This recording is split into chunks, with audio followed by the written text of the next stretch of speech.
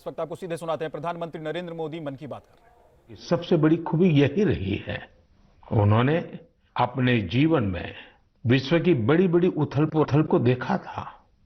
वो विचारधाराओं के संघर्षों के साक्षी बने थे।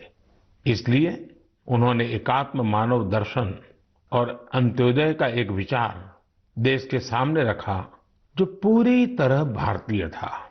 दीनदयाल जी का एकात्म मानव दर्शन एक ऐसा विचार है जो विचारधारा के नाम पर द्वंद्व और दुराग्रह से मुक्ति दिलाता है। उन्होंने मानव मात्र को एक समान मानने वाले भारतीय दर्शन को फिर से दुनिया के सामने रखा। हमारे शास्त्रों में कहा गया है, आत्मवत् सर्वभूतेषु, अर्थात हम जीव मात्र को अपने समान माने, अपने जैसा व्यवहार करें। आधुनिक सामाजिक और राजनीतिक परिप्रेक्ष्य में भी भारतीय दर्शन कैसे दुनिया का मार्गदर्शन कर सकता है, ये दीनदयाल जी ने हमें सिखाया। एक तरह से आजादी के बाद देश में जो हीन भावना थी, उससे आजादी दिलाकर उन्होंने हमारी अपनी बौद्धिक चेतना को जागृत किया। वो कहते भी थे, हमारी आजादी तभी सार्थक हो सकती है जब वो हमारी संस्कृति और पहचान की अभिव्यक्ति करे। इसी विचार के आधार पर उन्होंने देश के विकास का विजन निर्मित किया था। दीनदयाल उपाध्याय जी कहते थे कि देश की प्रगति का पैमाना अंतिम पायदान पर मौजूद व्यक्ति होता है। आजादी के अमृत काल में हम दीनदयाल जी को जितना जानेंगे, उनसे जितना सीखेंगे, देश को उतना ही आगे लेकर जाने की हम सबको प्रेरणा मिलेगी। मेरे प्यारे देशवासियों, आज से 3 दिन बाद यानी 28 सितंबर को अमृत महोत्सव का एक विशेष दिन आ रहा है। इस दिन हम भारत मां के वीर सपूत भगत सिंह जी की जयंती मनाएंगे। भगत सिंह जी की जयंती के ठीक पहले उन्हें श्रद्धांजलि स्वरूप एक महत्वपूर्ण निर्णय किया है।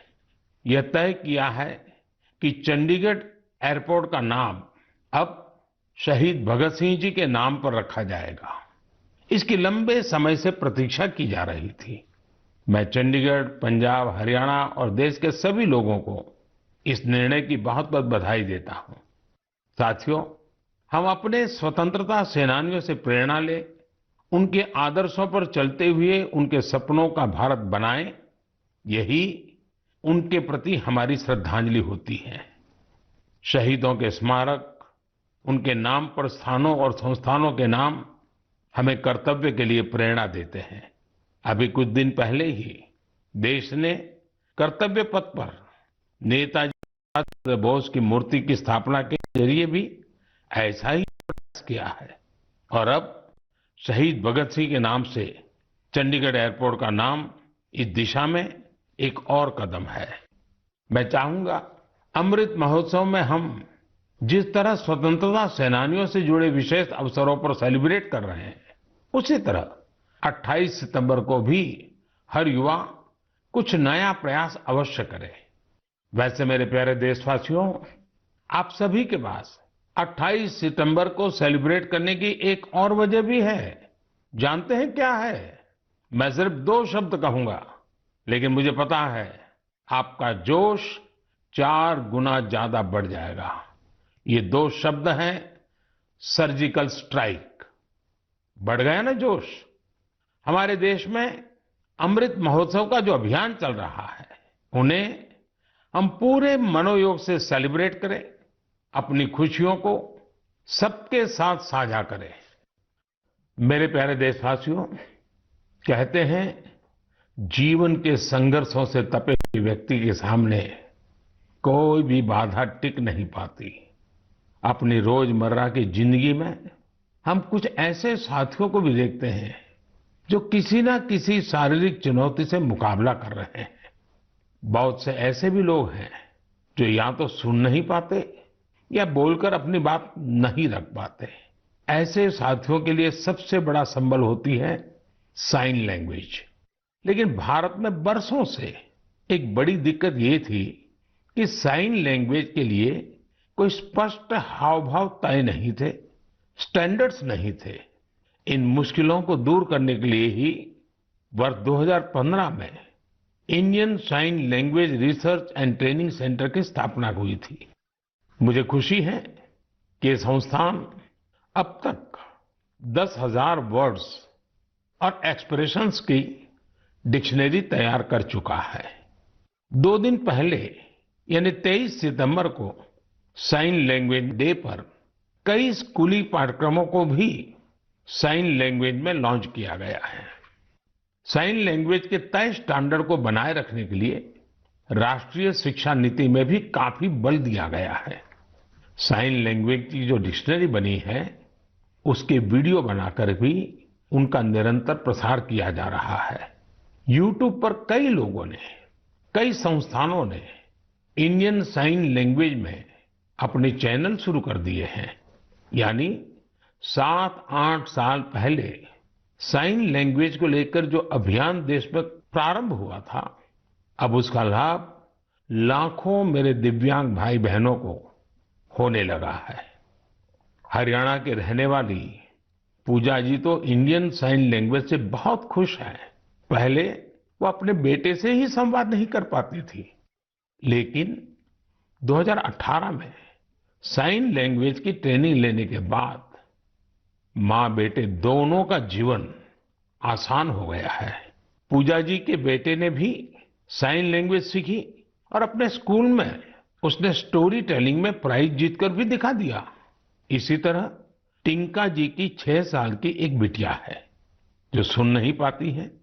टिंका जी ने अपनी बेटी को साइन लैंग्वेज का कोर्स कराया था, लेकिन उन्हें खुद साइन लैंग्वेज नहीं आती थी। इस वजह से वो अपनी बच्ची से कम्युनिकेट नहीं कर पाती थी। अब टिंका जी ने भी साइन लैंग्वेज की ट्रेनिंग ली है और दोनों माँ बेटी अब आपस में खूब बातें किया करती हैं।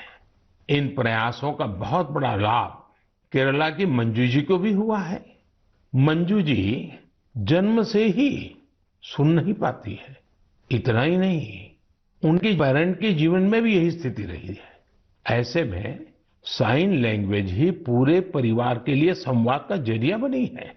अब तो मंजू जी खुद ही साइन लैंग्वेज की टीचर बनने का भी फैसला ले लिया है।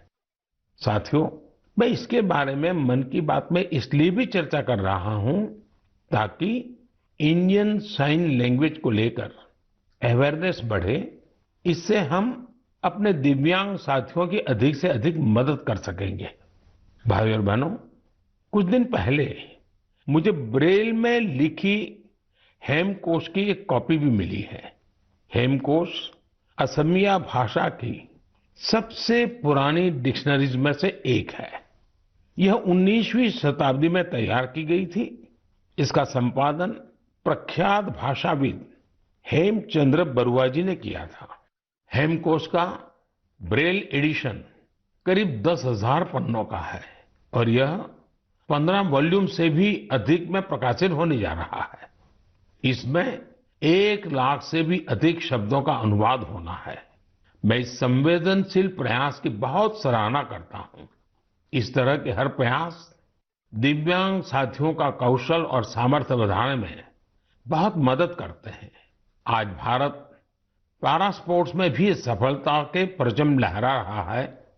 हम सभी कई टूर्नामेंट्स में इसके साक्षी रहे हैं। आज कई लोग ऐसे हैं जो दिव्यांगों के बीच फिटनेस कल्चर को जमीनी स्तर पर बढ़ावा देने में जुटे हैं।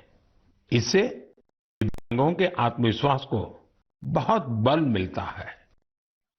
मेरे प्यारे देशवासियों, मैं कुछ दिन पहले सूरत की एक बिटिया अन्वी से मिला। अन्वी और अन्वी के योग से मेरी वो मुलाकात इतनी यादगार रही है कि उसके बारे में मैं मन की बात के सभी श्रोताओं को जरूर बताना चाहता हूं। साथियों, अन्वी जन्म से ही डाउन सिंड्रोम से पीड़ित है और वो बचपन से ही हार्ट की गंभीर बीमारी से भी जूझती रही है। जब वो केवल 3 महीने की थी, तभी उसे ओपन हार्ट सर्जरी से भी गुजरना पड़ा। इन सब मुश्किलों के बावजूद न तो अन्वी ने और न ही उसके माता पिता ने कभी हार मानी। अन्वी के माता पिता ने डाउन सिंड्रोम के बारे में पूरी जानकारी इकट्ठा की और फिर तय किया कि अन्वी की दूसरों पर निर्भरता को कम कैसे करेंगे। उन्होंने अन्वी को पानी का ग्लास कैसे उठाना, जूते के फीते कैसे बांधना, कपड़ों के बटन कैसे लगाना, ऐसी छोटी छोटी छोटी चीजें सिखाना शुरू किया। कौन सी चीज की जगह कहाँ है, कौन सी अच्छी आदतें होती हैं, ये सब कुछ बहुत धैर्य के साथ उन्होंने अन्वी को सिखाने की कोशिश की। बिटिया अन्वी ने जिस तरह सीखने की इच्छा शक्ति दिखाई, अपनी प्रतिभा दिखाई, उससे उसके माता पिता को भी बहुत हौसला मिला। उन्होंने अन्वी को योग सीखने के लिए प्रेरित किया। मुसीबत इतनी गंभीर थी कि अन्वी अपने दो पैर पर भी खड़ी नहीं हो पाती थी। ऐसी परिस्थिति में उनके माता पिताजी ने अन्वी को योग सीखने के लिए प्रेरित किया।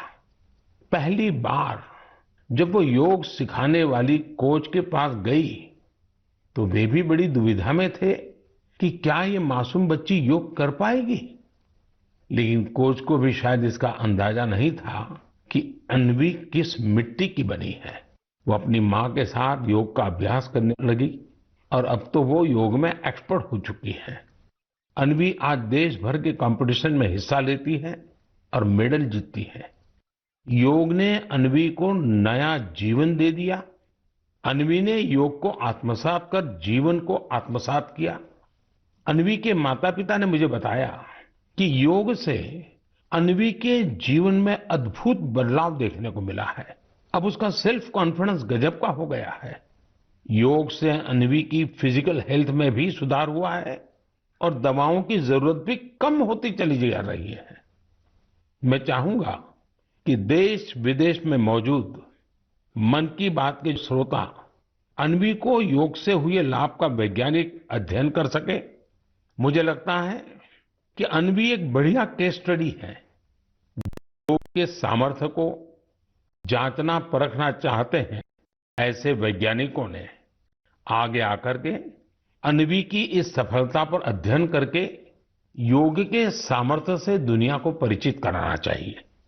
ऐसी कोई भी रिसर्च दुनिया भर में डाउन सिंड्रोम से पीड़ित बच्चों की बहुत मदद कर सकती है। दुनिया अब इस बात को स्वीकार कर चुकी है कि फिजिकल और मेंटल वेलनेस के लिए योग बहुत ज्यादा कारगर है। विशेषकर डायबिटीज और ब्लड प्रेशर से जुड़ी मुश्किलों में योग से बहुत मदद मिलती है। योग की ऐसी ही शक्ति को देखते हुए 21 जून को संयुक्त राष्ट्र ने अंतर्राष्ट्रीय योग दिवस मनाना तय किया हुआ है। अब यूनाइटेड नेशन संयुक्त राष्ट्र ने भारत के एक और प्रयास को रिकॉग्नाइज किया है, उसे सम्मानित किया है। ये प्रयास है वर्ष 2017 में शुरू किया गया इंडिया हाइपरटेंशन कंट्रोल इनिशिएटिव। इसके तहत ब्लड प्रेशर की मुश्किलों से जूझ रहे लाखों लोगों का इलाज सरकारी सेवा केंद्रों में किया जा रहा है। जिस तरह इस इनिशिएटिव ने अंतर्राष्ट्रीय संस्थाओं का ध्यान अपनी ओर खींचा है, वो अभूतपूर्व है। ये हम सबके लिए उत्साह बढ़ाने वाली बात है कि जिन लोगों का उपचार हुआ है उनमें से करीब आधे का ब्लड प्रेशर कंट्रोल में है। मैं इस इनिशिएटिव के लिए काम करने वाले उन सभी लोगों को बहुत बहुत बधाई देता हूं जिन्होंने अपने अथक परिश्रम से इसे सफल बनाया। साथियों, मानव जीवन की विकास यात्रा निरंतर पानी से जुड़ी हुई है, चाहे वो समंदर हो, नदी हो या तालाब। भारत का भी सौभाग्य है कि करीब 7,500 किलोमीटर से अधिक लंबी कोस्टलाइन के कारण हमारा समुद्र से नाता अटूट रहा है। यह तटीय सीमा कई राज्यों और द्वीपों से होकर गुजरती है। भारत के अलग अलग समुदायों और विविधताओं से भरी संस्कृति को यहाँ फलते फूलते देखा जा सकता है। इतना ही नहीं, इन तटीय इलाकों का खान-पान लोगों को खूब आकर्षित करता है। लेकिन इन मजेदार बातों के साथ ही एक दुखद पहलू भी है। हमारे ये तटीय क्षेत्र पर्यावरण से जुड़ी कई चुनौतियों का सामना कर रहे हैं। क्लाइमेट चेंज मरीन इकोसिस्टम के लिए बड़ा खतरा बना हुआ है, तो दूसरी ओर हमारे बीचीज पर फैली गंदगी परेशान करने वाली है। हमारी यह जिम्मेदारी बनती है कि हम इन चुनौतियों के लिए गंभीर और निरंतर प्रयास करें।